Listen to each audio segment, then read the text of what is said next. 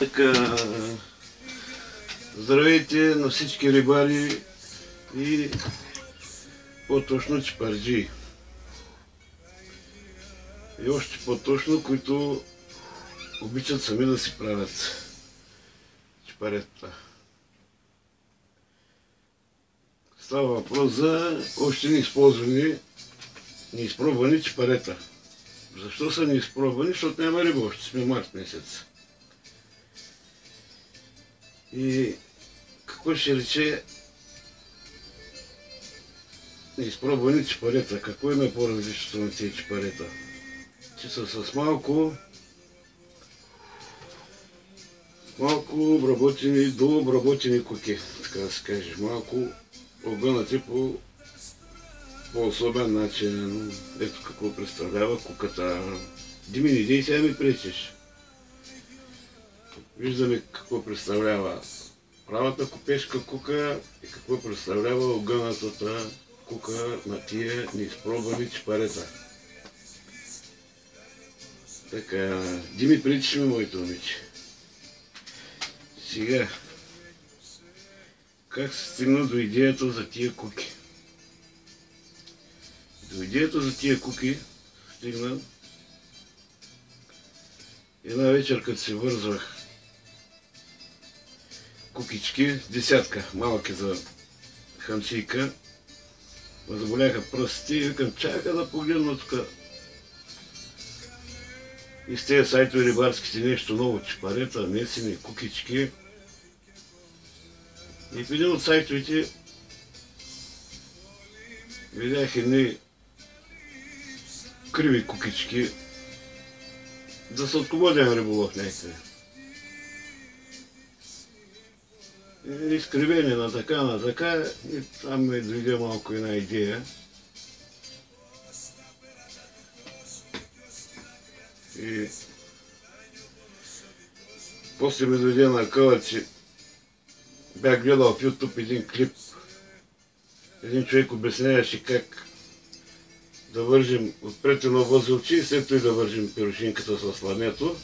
И като избутаме той възелче и да надигнем пирушинката с ламенцето, да дойде на връщето, нали, където трябва да захапи рибата. И като ми мине той при закъла и се роди една идея. И каква е тази идея, сега ще ви покажа.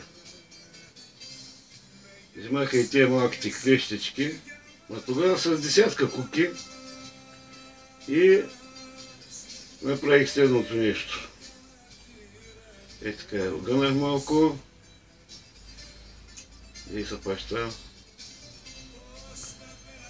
Е така, огънах малко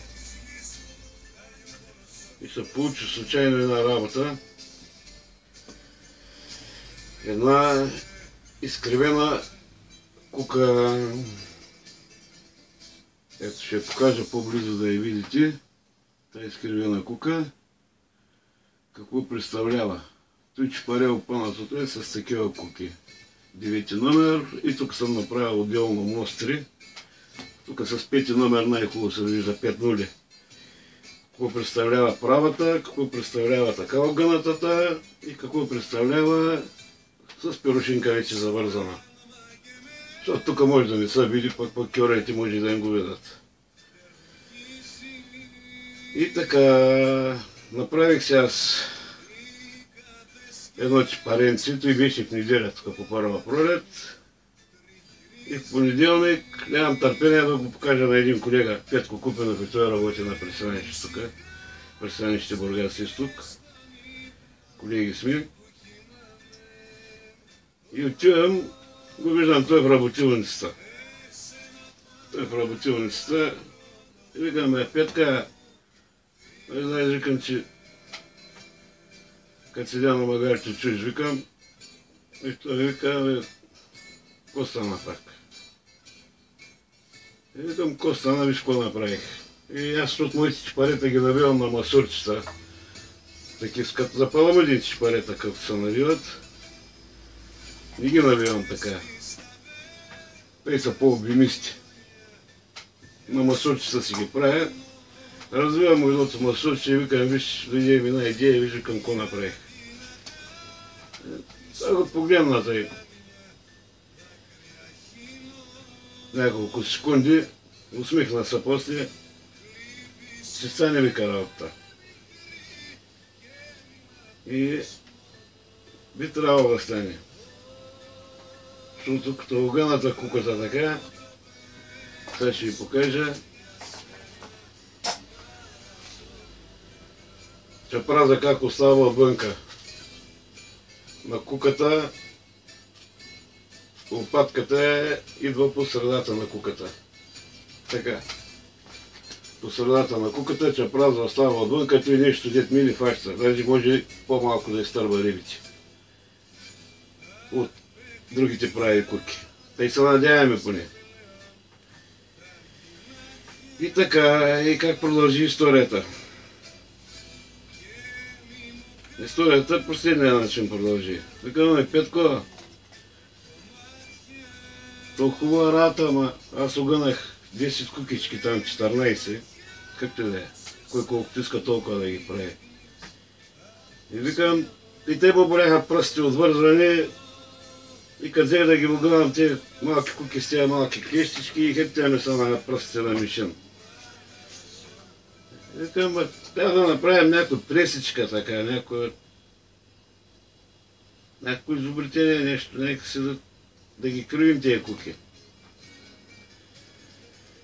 И така се стигна до направата на този, сега да ги наредя тук,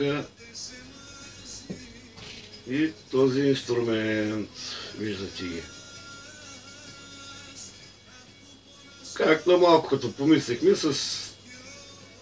тук са монтирани две челюсти от 40 градуса. 40 има едните, другите 45 с различна дебелина челюсти, нали, за различните куки, защото като тук ширината е различна на по-малките и на по-големите, и тази чупка вече е различна. И трябват различни дебелини челюсти. Така. Няма да вързвам куки, ви може да ги вързвате по-хубаво от мене. Ще ви покажа как работят клещичките и горе-долу това е вече, който приеме идеята при сърце. Може да се направи, може да се огъне от началото едно чупаре да пробва. Са и такива малки кукички, може и да се направи и такива инструменти. Ще ви покажа сега как работят. Става много бързо с тях. Да изкараме на две кукички тук.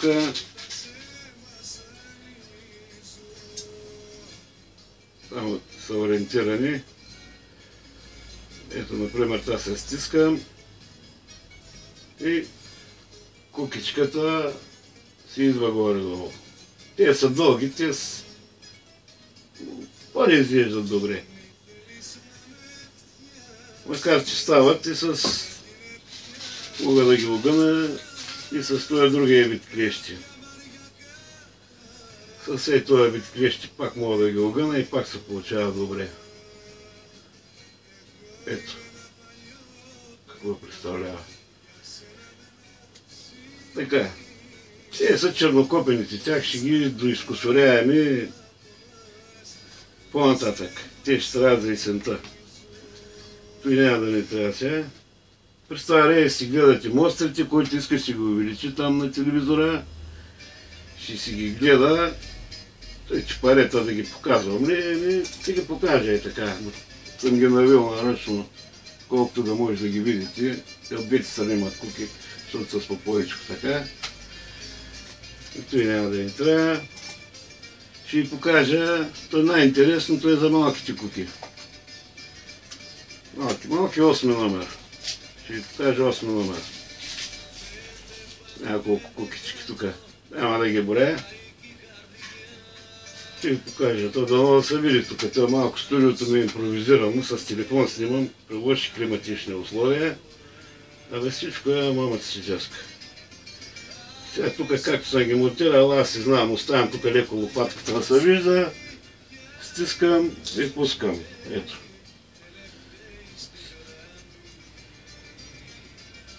Стискам, показвам, нали, как става кукичката и пускам. Значи, ние вече се огънахме с колегата по една-две кутийки, сме си направили такива чепарета и с тях смятаме да откриваме сезона. И който обича много сети, той може да направи нещо подобно. Ето. Дано телефона, това е хубав телефона, дано да ги даде така ясно. То не е ясно, не се вижда шкембията, но какво да правя на такъв съм. Ето. Колко станаха, ето. Бързо. То по-бави взимането на кукичката тук от купчинката, че не се закачат една в друга, отколкото огъването. Огъването става за половин секунда и има една дума. Така. Повече няма. Да ви демонстрираме те с другите клещи. Те са малко по-друг ъгъл направени. И отпред подавам кукичката. Ей така отпред. Сега са огъната, от дедовете тази огъната. Тя се подава отпред. Нагласам си я така, стискам и от малко под друг ъгъл става огъването. Пак става хубаво. Те са много хубави и те са така направени са от първия път, без да разваляме. Не се правят кой знае колко трудно, само трябва аз си имам на работа, защото съм заварчик едно цяло и си ги прикапвам тези челюсти. И така. Състои ще открием новия сезон. И то е. За сега друго няма какво да кажа. Пожелавам ви успешен улов тази година. Най-вече да не е като миналата година. Най-вече да не е като миналата година, защото миналата година нямаше кой знае каква риба. Малко чернокоп само дет нанахме. Това е от мене. Ще ви пусна малко по-силно една хубава гръцка песен и изключвам камерата на телефона.